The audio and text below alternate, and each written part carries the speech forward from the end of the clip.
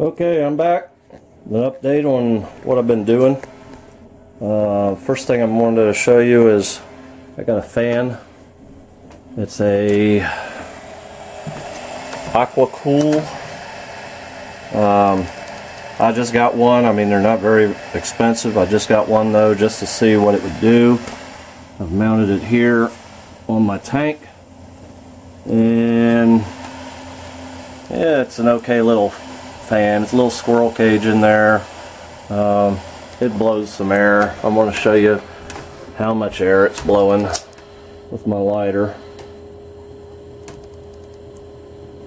And it will blow the lighter out, but it's still not a lot of air.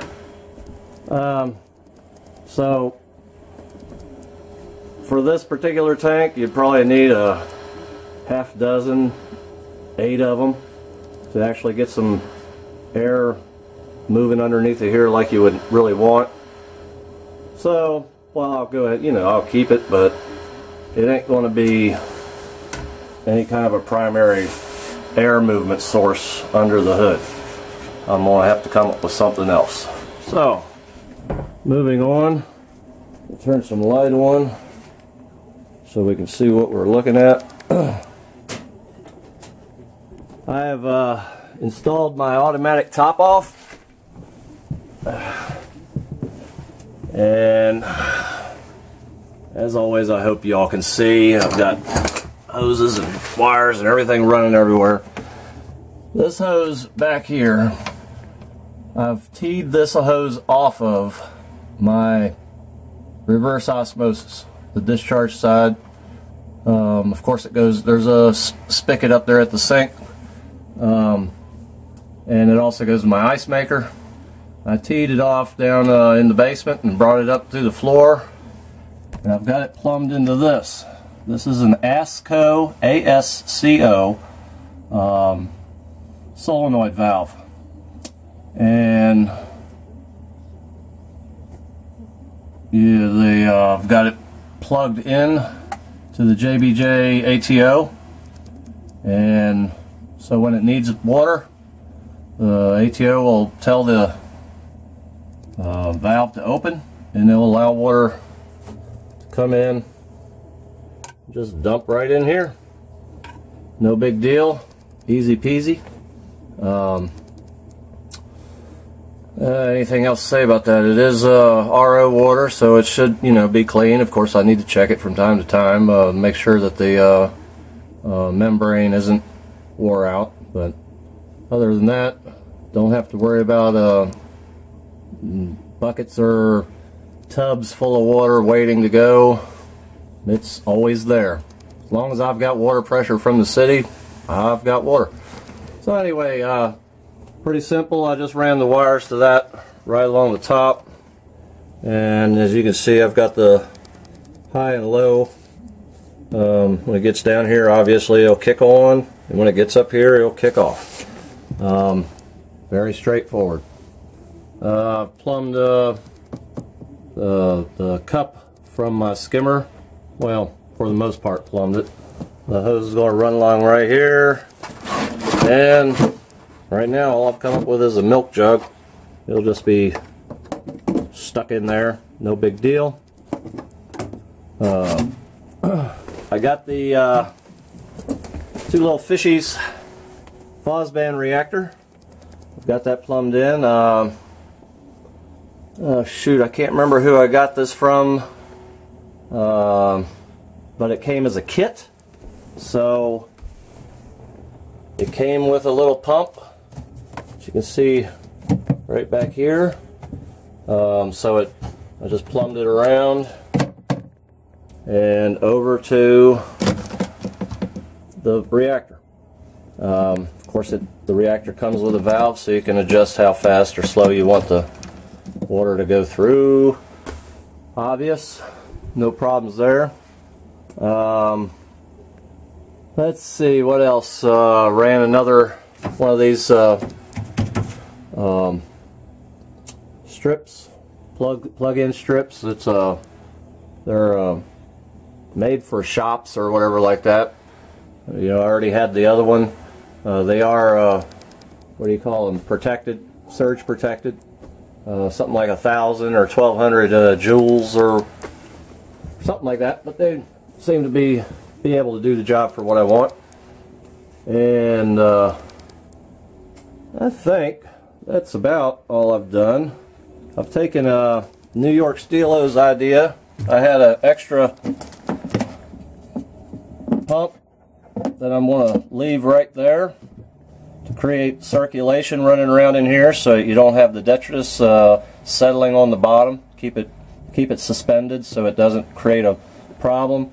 And I'm going to wait and see what kind of water movement I'll have in the first stage before I decide to put a pump in there, but I'll probably again take his advice and put a little pump down in there for circulation to keep the detritus from building up, laying on the bottom.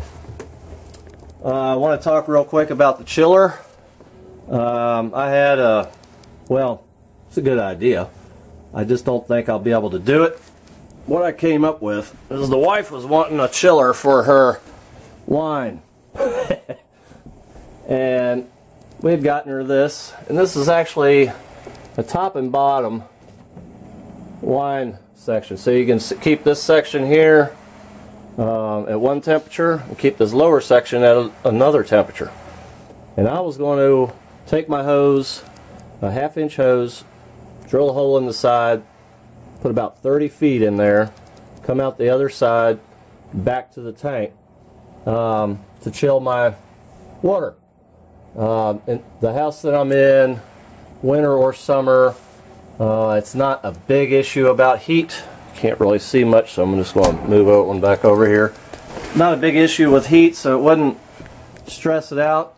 The problem that I found with this thing, I don't think it could handle it. If it did have to run a lot, I don't think it would be up to the task. And reviews on these wine coolers, now you can see if you're watching the numbers, it is recovering fairly quickly after closing the door. Just makes me a little nervous to be dependent on this. If I had a really good, I mean, this was like a $170 wine cooler, so you know it's not top of the line or anything.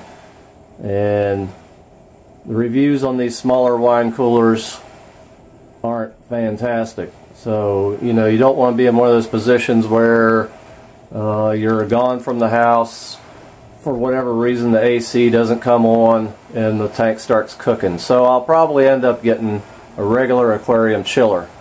Still think this is a good idea, but it would have to be a better cooler.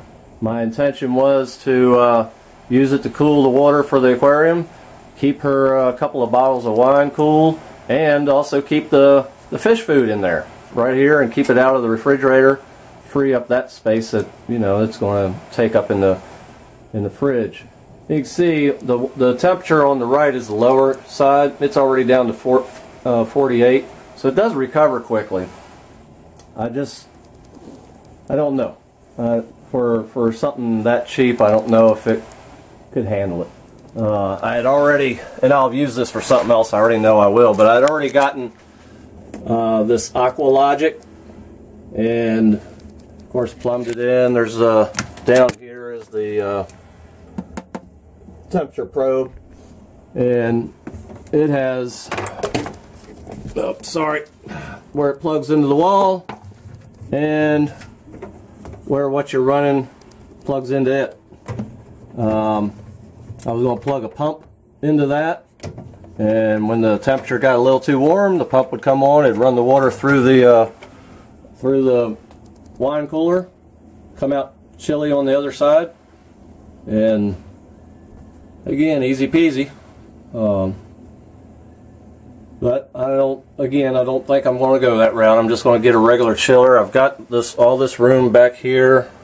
Probably have to move my shelf, but I've got all this room back here. I can put a chiller in here. Might have to get a little fan for air circulation, whatever. That's no big deal. So that's where I'm at on chillers and everything else. Can't think of anything else. I've ordered my sand. I've already got my Reef crystals over here. When I get home from work in a month, I'll probably be I'll start it right up. I'll be filling it up and should be about ready to go. I think there's one or two little minor items that I've got that I need to get done, but everything else is pretty much ready. Again, regarding the skimmer, I'm going to see how that goes. I put a little, I guess you can see it, a little pump down there to supply the skimmer. And I know, like I said before, I know it does a very good job. However, I don't know how well of a job it'll do on a 125 gallon tank. It was previously on a fish only 100 gallon tank. So it's probably not up to the task, and I'm prepared to get a bigger skimmer. But to get started, I'm already there. So okay, well, questions, comments, thoughts, whatever you got to say, I'm open to it. And I hope you all take it easy.